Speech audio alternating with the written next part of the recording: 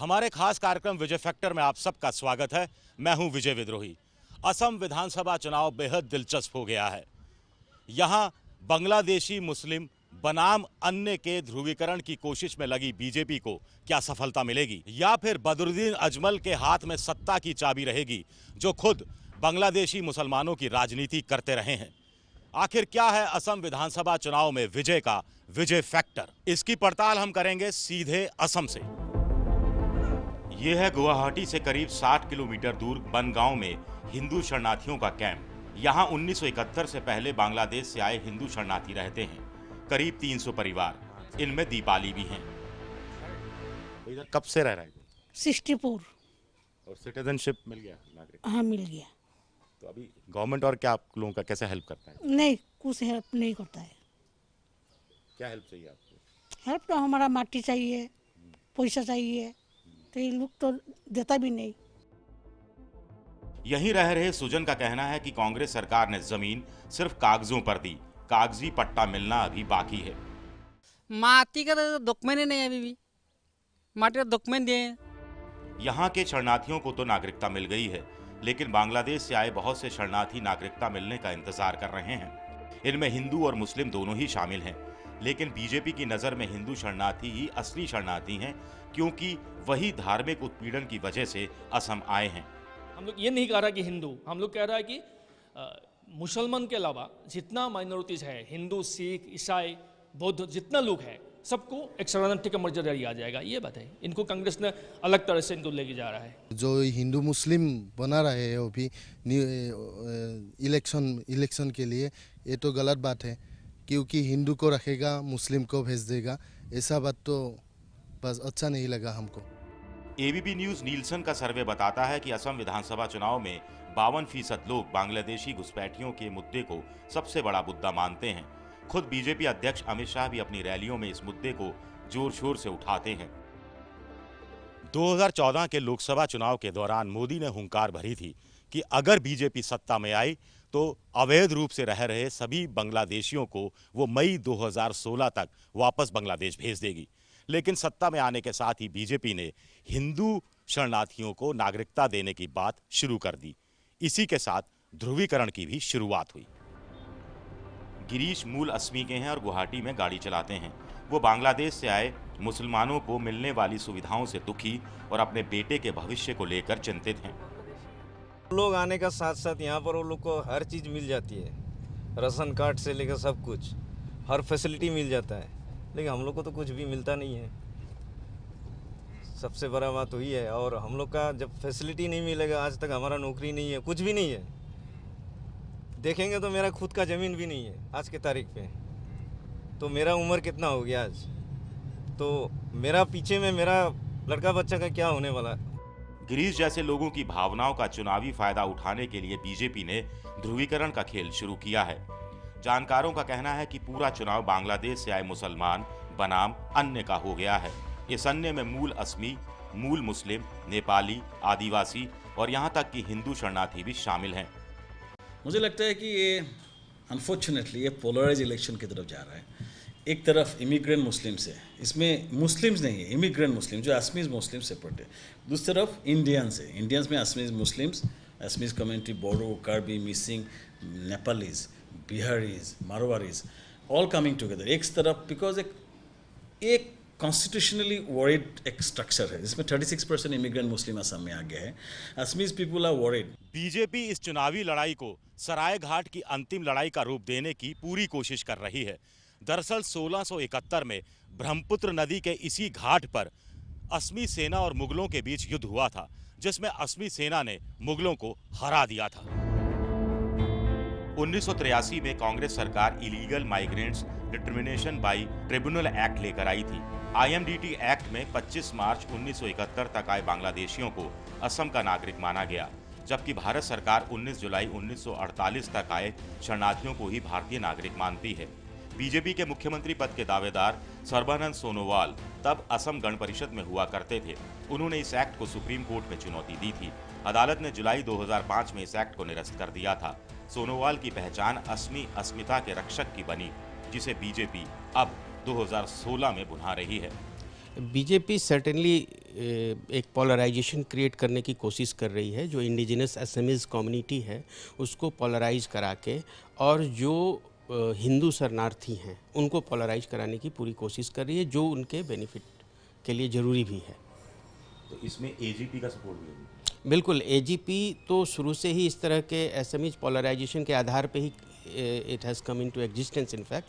तो एजीपी के आ जाने से, और बल्कि जितने रीजनल फोर्सेस हैं वो एक प्लेटफॉर्म में आ जाने से, ये पोलराइजेशन और भी अधिक होता जा रहा है।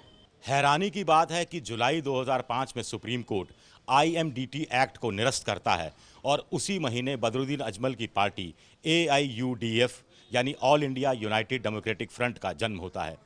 साफ है कि इस एक्ट के निरस्त होने से नाराज मुसलमानों के वोट बैंक पर अजमल साहब की नजर थी।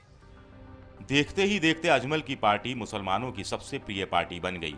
इनकी सीटें भी बढ़ी और वोट प्रतिशत भी। 2006 विधानसभा चुनाव में उसे सिर्फ 10 सीटें मिली थी, लेकिन 2011 के चुनाव में 12.57% वोटों के साथ 18 सीटों पर कब्जा किया। इसी तरह 2009 के लोकसभा चुनाव में 1 सीट जीतने वाली पार्टी ने 2014 के लोकसभा चुनाव में 15% वोट और 3 सीटें जीती। एक वक्त था जब लोग उनकी रैली में पानी की बोतलें लेकर जाते थे और मानते थे कि अगर अजमल ने उस बोतल को छू लिया तो वो पानी मक्का के पानी जैसा पवित्र हो जाएगा। इस बार भी अजमल की पार्टी को लगता है कि उसके हाथ में ही सत्ता की चाबी रहने वाली है। अभी आसाम में कांग्रेस का एक जो एंटी इनकम्बेंसी है, उन लोग का जो भ्रष्टाचार है, उन लोग का जो नॉन परफॉर्मिंग है, इससे लोग दुखी हैं। दूसरी तरफ बीजेपी के जो लोग का फिरका परस्त जो उनका चरित्र है, जो सांप्रदायिक चरित्र है, और उन लोग को जो कोई अनहोली अलायंस हुआ है एजीपी के साथ। दरअसल असम में मुस्लिम आबादी करीब 34% है। करीब 35 सीटें ऐसी हैं जहां मुस्लिम वोट 40 से 80% के बीच है। लेकिन इस बार कांग्रेस ने अजमल को घेरने की रणनीति बनाई है। हमने इस बार पूरा ख़त्म ही कर रहे हैं। जहाँ जहाँ वो इलेक्शन पिछले बार में एमएलए उनके बने थे, वो इस बार सारे एंटी इनकम्बेंसी में फंसे हुए हैं और वो हारेंगे, वहाँ कांग्रेस जीतेगी। ये सच है। Badruddin is still a factor. ऐसा नहीं है कि उनको राइट ऑफ कर दिया जा सकता है। हाँ, किंतु कांग्रेस ने मुस्लिम मतदाताओं में इस बार कन्फ्यूजन क्रिएट करने में सफलता पाई है। क्योंकि पिछली बार भी ऐसा हुआ था कि 2011 के इलेक्शन में मुस्लिम मतदाता एक मत में थे कि उनको अपना चैम्पियन बदरुद्दीन अजमल में दिखता था। लेकिन पिछली बार के जो झटके थे और जो कहा जाए 2014 तक उसका प्रभाव रहा कि 2 सीट AUDF यहाँ पार्लियामेंट में जीत कर आई, तो इसको मद्देनज़र कांग्रेस बड़ी सावधान थी। और इस बार पहली बार कांग्रेस एक कन्फ्यूजन क्रिएट करने में सक्सेसफुल हुई है। दरअसल 2011 के पिछले विधानसभा चुनाव में भी इस तरह का ध्रुवीकरण हुआ था। तब मुसलमानों का प्रतिनिधित्व कर रहे थे बदरुद्दीन अजमल। बीजेपी तब कमज़ोर थी और उसका हिंदू कार्ड चला नहीं था। लिहाजा एक तरह से कांग्रेस ही तब हिंदुओं की पार्टी बन गई थी और लगातार तीसरी बार तरुण गोगोई यहाँ के मुख्यमंत्री बने थे। लेकिन इस बार बीजेपी असमी अस्मिता को भुनाने की पूरी कोशिश कर रही है। ये चुनाव आसामीज जाति को, आसामीज नेशन को, असम को बचाने का आखिरी मौका है। नहीं तो कांग्रेस AIUDF मिलजुल के सारा असम का लोगों का अस्तित्व का एक बड़ा संकट में डालेगा। मुस्लिम जो ध्रुवीकरण है उसको ज़्यादा बढ़ावा दे रही है और लोगों को में भ्रम फैला रही है कि कांग्रेस वाले मुसलमानों के साथ चले जाते हैं, ऐसे करके आपकी हिंदू अस्मिता को अटैक करेंगे।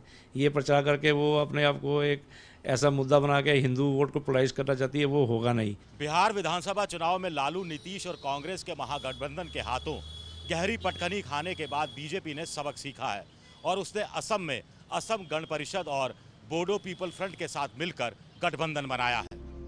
पिछले विधानसभा चुनाव में AGP को करीब 16% वोट और 10 सीटें मिली थी। BPF को 12 सीटें और 6% वोट मिला था। लोकसभा चुनाव में बीजेपी को करीब 37% वोट मिला था। AGP को करीब 4 और BPF को 2.25% वोट मिला था, जो कुल मिलाकर 43% बैठता है। यही वजह है कि कांग्रेस इस गठबंधन पर निशाने साध रही है। जहां भी बीजेपी जाती है वो लोगों को लड़ाने की कोशिश करती है। अब आप देखिए, हरियाणा में कांग्रेस पार्टी की सरकार 10 साल वहां पे शांति थी, कोई दंगा नहीं, कोई हिंसा नहीं, कोई गुस्सा नहीं। बीजेपी की सरकार आती है और महीनों के अंदर वहां पे दंगा शुरू हो जाता है। हम सोनापुर के एक चाय बागान में हैं। वैसे असम में चाय और चुनाव के बीच एक सीधा रिश्ता है और इसी रिश्ते को भुनाने में लगे हैं खुद प्रधानमंत्री नरेंद्र मोदी।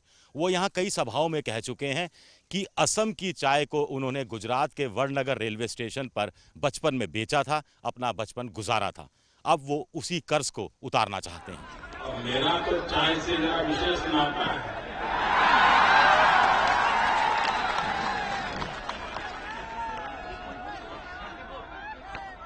ये आपके हाथ से आई हुई चाय की पत्ती को बचपन में उबाल करके हम लोगों में ऊर्जा भरते थे।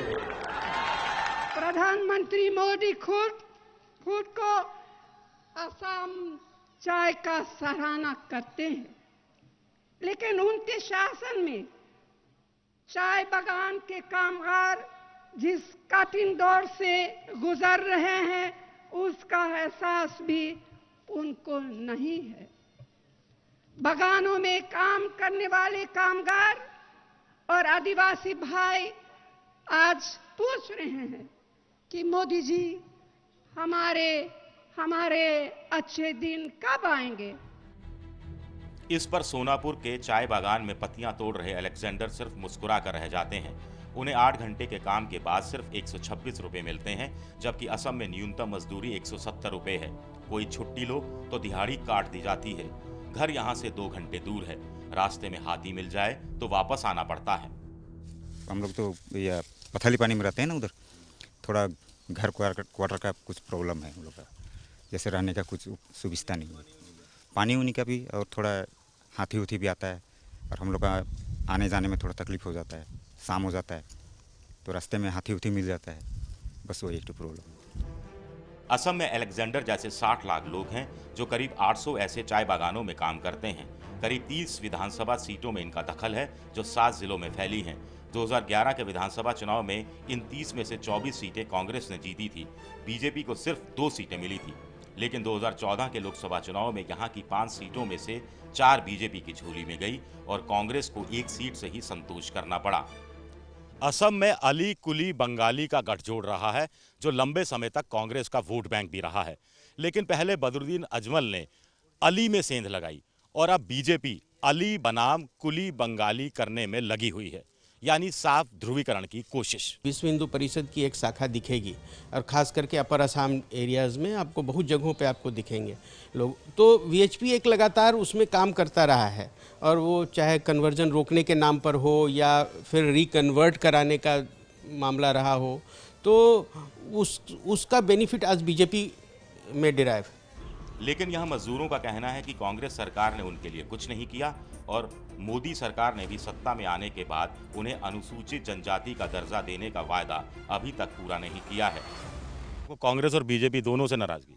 दोनों समान है, दोनों जो जीतेगा वो मंत्री बनेगा। जब चाय और चुनाव के बीच इतना गहरा रिश्ता है तो ये जानना दिलचस्प रहेगा कि किसके चाय के प्याले में तूफान उठता है और कौन जीत की चुस्कियां लेता है।